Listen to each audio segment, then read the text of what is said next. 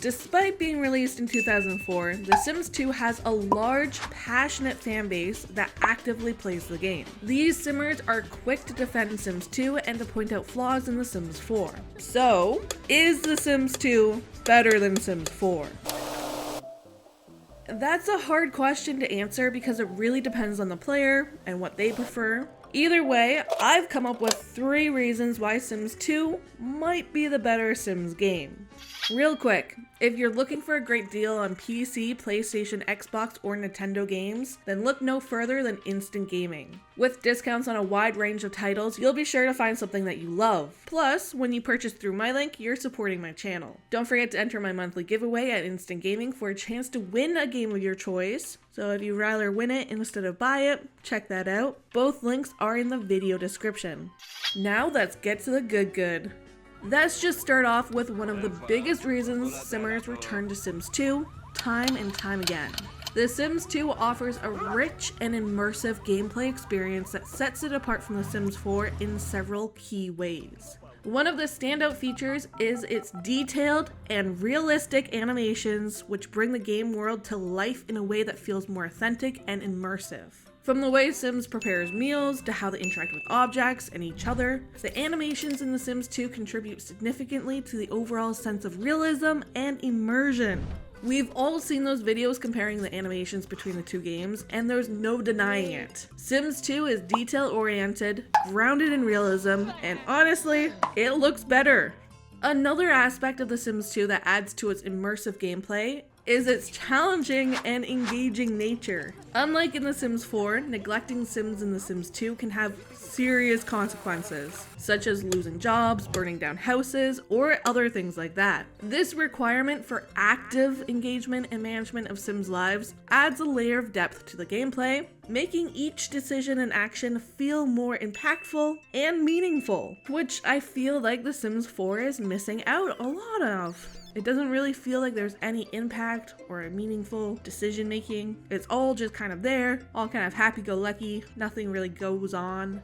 Furthermore, The Sims 2 features interactive and realistic Sims, which further enhances the sense of immersion. The game offers a wide range of interactions between Sims, allowing for more nuanced relationships and behaviors. This depth in Sim interactions make their relationships and behaviors feel more real and dynamic, adding to the overall depth and richness of the gameplay experience. It's kind of wild that a game released in the early 2000s feature more realistic Sims than the one released in 2014. I don't know, there's something about the Sims 4 Sims that feel flat and empty and void of all nuance and personality. None of the traits really do anything. They're just all like another social interaction or idle animations. It's not that fun.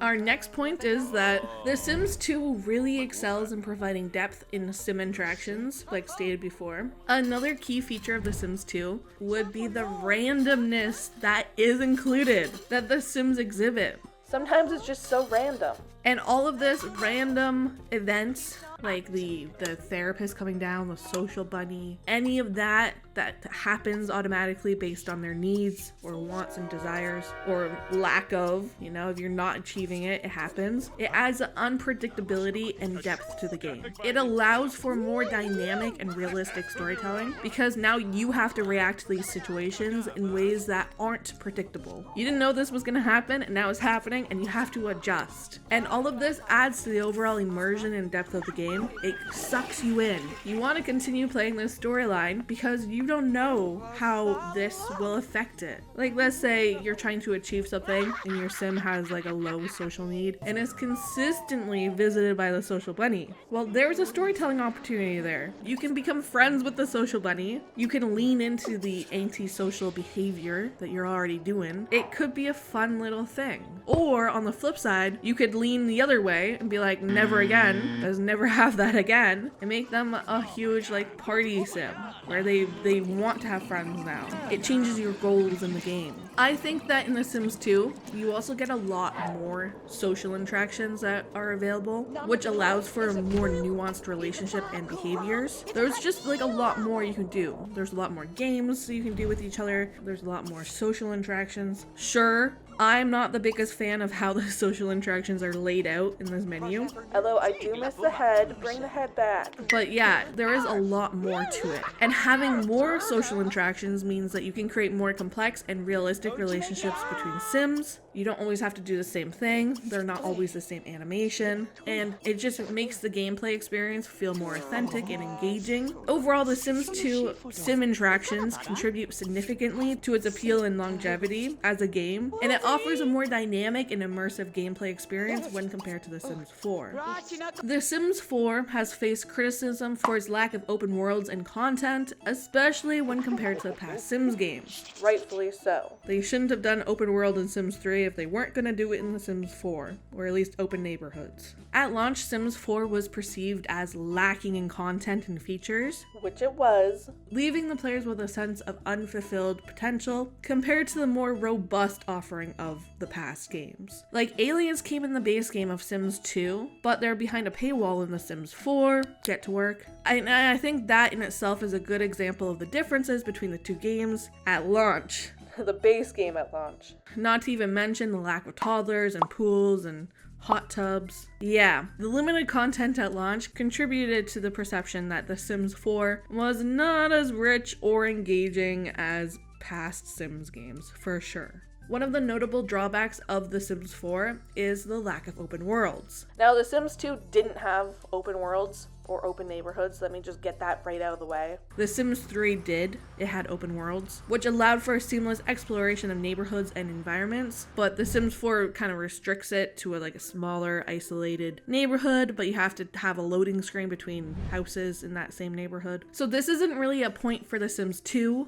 versus The Sims 4. This is just a straight-on drawback of The Sims 4. The fact that in 2014, they didn't have open neighborhoods or open worlds, and it's comparable to The Sims 2, which came out in the early 2000s, it's just, yeah, this is a negative for The Sims 4, but certainly not a positive for The Sims 2. Lastly, The Sims 4 has been criticized for recycling animations and just overall its shallow gameplay. The reuse of animations and lack of variety in gameplay contribute to a sense of repetition and predictability, reducing the overall depth in gameplay compared to The Sims 2. Now, going back to my previous point, there's a lot more interactions in The Sims 2. There's a lot more randomness in The Sims 2. You don't really see animations being reused, and honestly, it's annoying to see that in The Sims 4. It makes the gameplay overall just boring because you know what they're gonna do. At least spice it up a little bit. You know what I mean, Jelly Bean? This shallow gameplay takes away from the overall experience, leaving players feeling like they are missing out on all of that depth and all of that unpredictability that made The Sims 2 so beloved. All in all, it makes sense why some Simmers prefer Sims 2 over The Sims 4. There's a lot there. Are you someone who enjoys Sims 2 more than Sims 4? Let me know why in the comments section. If you've watched this video all the way to the end, then thank you. I appreciate you. Let's do this again very soon, okay? Until then, I hope you're staying happy, healthy, and hydrated. Bye!